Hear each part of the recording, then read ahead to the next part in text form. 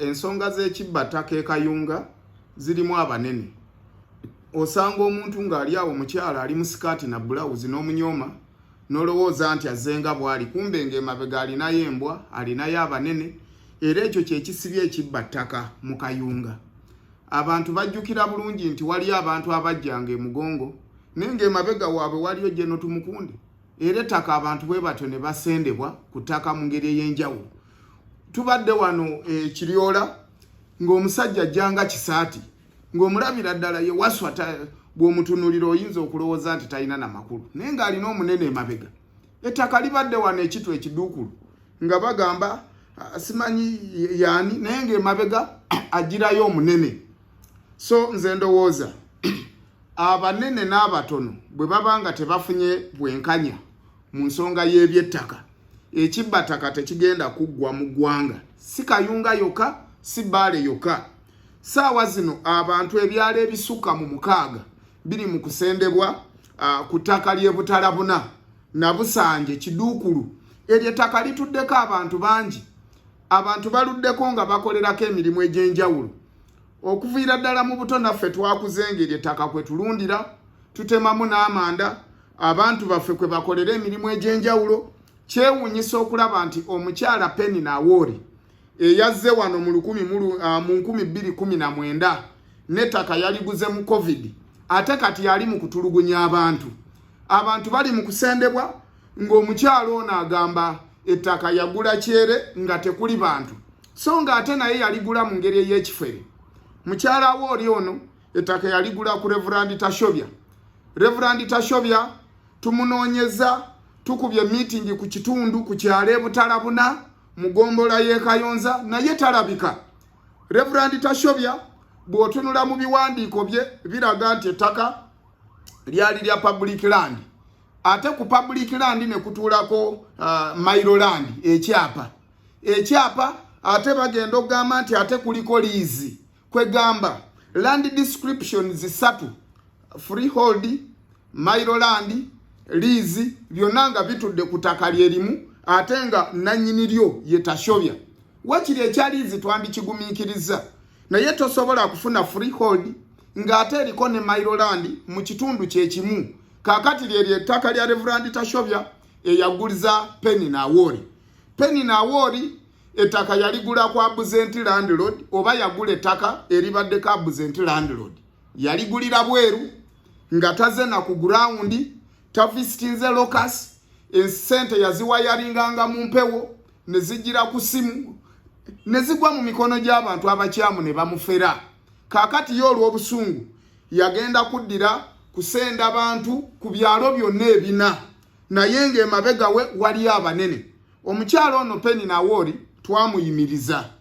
Ettaka twalitwalako RDC, twagendayo n'obukulembeze bwa Kayunga district bwonna ng'abakulembeze aba LC1s, abantu ffenna nga tulaba ebintu ebiri okukolebwa bya kifere. Minisita Mayanja n'akyala ku ground n'ayimiriza omukyalo ono Penny Nawoori okukola emirimu gyonna egyali gigenda mu maaso, kubanga agamba aleese enkulaakulana, agenda kuzimbako orphanage center, ddwaliro ziyamba abantu baffe abankusere, which is right, naffe tulyetaaga, naye ate tosobola kuleeta nkulaakulana ng'ate etulugunya enyigiriza abantu ba bulijjo b'oleeseemu enkulaakulana. Eba egenda kuyambaani bw'otandika okusenda abantu ku kyalo nga gw'oleese enkulaakulana, tuba naawe tetukutegeera. Abantu bano abanene n'obubondobondo bu departments mu bukulembeze bw'oteeseewo tetubutegeera mu nsonga z'obukulembeze, kubanga minisita bw'ajja ku ground ow'ebyettaka Sam Mayanja n'ayimiriza Penny Nawoori, ate minisita ne bamusamoninga senior presidential advisor owa land division, ate n'amusamoninga n'asamoninga minisita akiikiridde gavumenti ennamba n'amulaga nti tolina maanyi gayimiriza Penny na era ddayo ku ground omenyewe ebiragiro bye wateeseewo. Minisita bw'atyo ne yeeyoolayoola ne yeekuŋŋaanya, wuuyo nange saaliwo ng'akomawo ku ground nga issuinga directives ndala nti Penny Nawoori addemu ate asenda abantu, era kyekiri ku ground. Penny Nawoori bw'abeera n'obuyinza obusobola n'okwata ssentebe ow'ekyalo amuguleko omusango gwa trespass. Ssentebe w'ekyalo yandimusayiningidde ku mpapula z'okulaga nti Penny Awori kati mutaka era aguze ettaka mu butuufu era mutuuze ku kyalo ate nga bamugulako omusango gwa trespass, criminal trespass.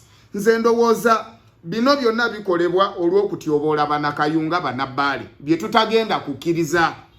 Era njagala okuba omulanga eri gavumenti ensonga y'ettaka eno ery'ebutalabuna eririko mukyala Penny Awori ng'atulugunya abantu baffe.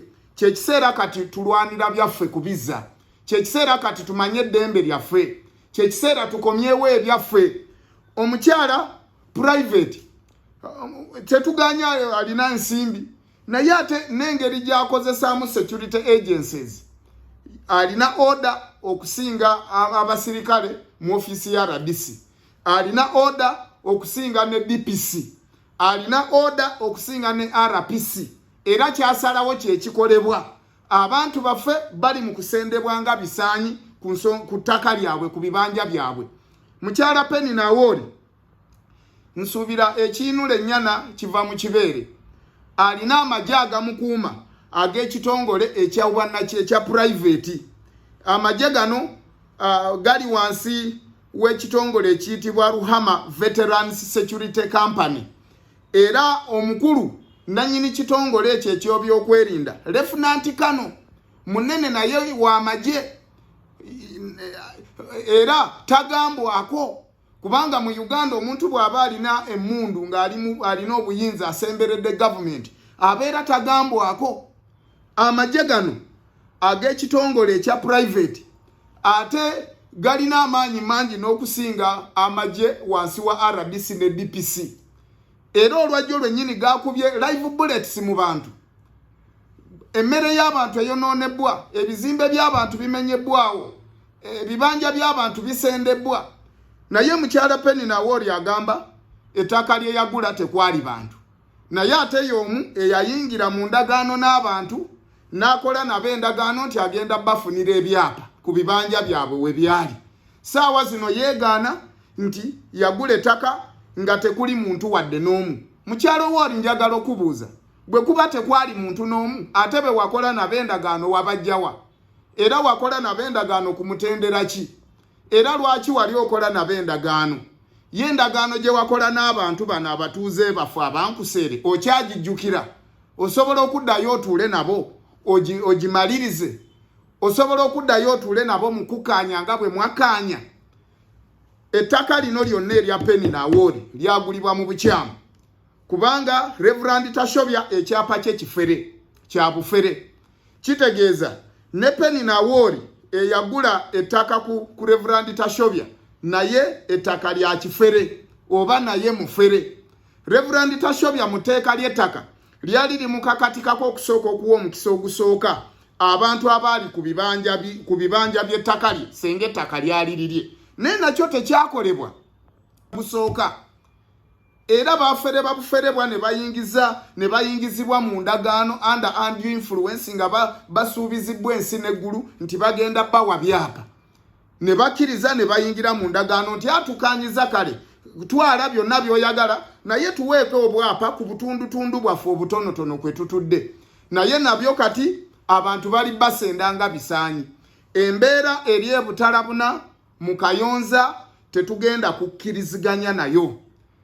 President Museveni jangojje abantu bo jangojje ositule abantu bo bajje ku ground kubanga balemeddwa okuweereza bannayuganda. Poliisi eremeddwa okuuma bannayuganda n'ebyabwe. Kakati saawa zino yeekobana ne bamafiya okugoba abantu ku bibanja byabwe n'okusenda emmere yaabwe, okusenda amayumba g'abantu. Kino tekikkirizikika era n'embeera bweti tetugenda kugikkiriza.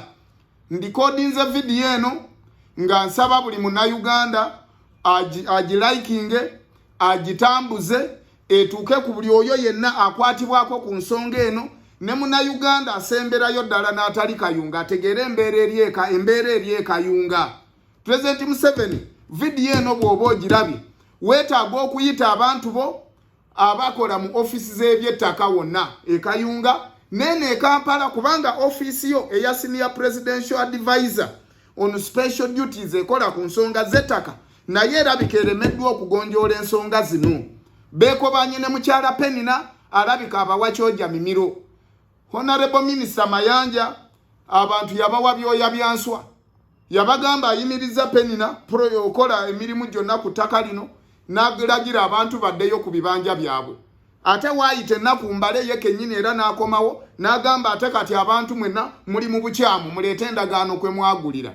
Lwaki tosooka kutunula mu byapa bya Penina bye yafuna ku ttaka lino olabe yabifuna atya akulage n'ebyapa by'oyo gwe yafunako tashobya obinoonyerezeeko bwe bibanga bikyamu bisazibwemu baagula mpewo abantu baffe basobole okudda ku ttaka era bafune obwenkanya. Kiseera kyakulabanga tugoba buli muntu yenna tugobaganya buli muntu yenna aze okwesenza ekayunga ngaze mu mutima mubi gwakubba ttaka nakweza byaffe banakayunga okutufuula emomboze mu kitundu kyaffe ku ttaka lyaffe mu bibanja byaffe. Tewaliiwo teeka lyonna whatsoever nannyini ttaka kobeere mukyamu oba oli mutuufu woyinza gobaganyiza nannyini kibanja ku ttaka. Kaakati mwe mususe ne mu kugoba muli mu kusenda bantu mayumba gaabwe musenze entaana z'abantu ettaka eririko n'amalaalo ng'abantu baziikako oyinza otyo gamba nti wasanga tekuli muntu nga kuliko n'amaka n'amayumba. Bantu mwe mulekere ejjoogo.